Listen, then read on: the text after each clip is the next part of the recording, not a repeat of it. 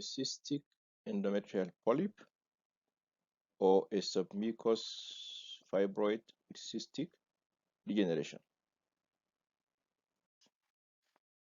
This was a case of a 65-year-old multipara who presented with offensive vaginal discharge of 8 years duration.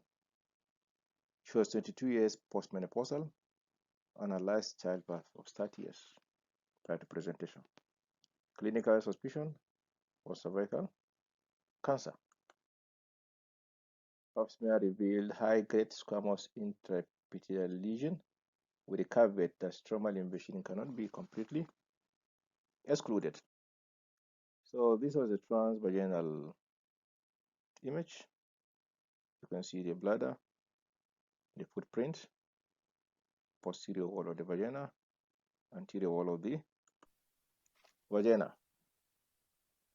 So prop slowly introduced into the vagina. You can see posterior anterior of the cervix, the cervical canal, and the endometrial collection over the small cysts, not the edge shadowing here, and here not the echogenicity here compared to this. So that's why initially I thought it was more of a submucous fibroid with distal enhancement. Multilocular cysts seen in both ovaries, and here trying to demonstrate whether this is solid or not. And as you can see, it's a solid structure.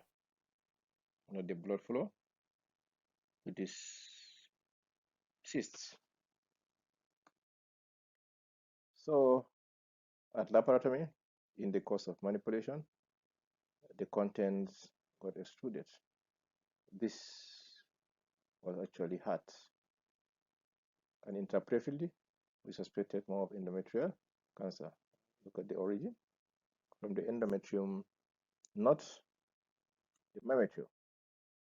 I thought it was from the myometrium initially because if you look at the echogenicity here, it's similar to the myometrium, not the endometrium.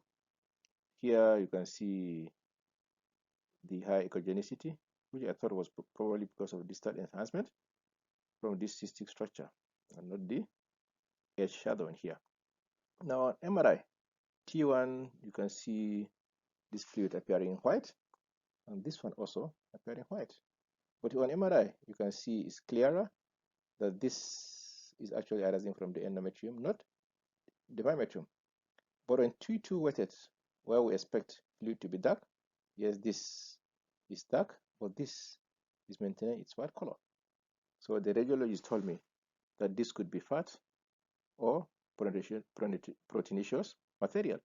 So when I discussed it with the pathologist, he said the content was mucin. So that is probably why this did not turn dark on T2 wetted image.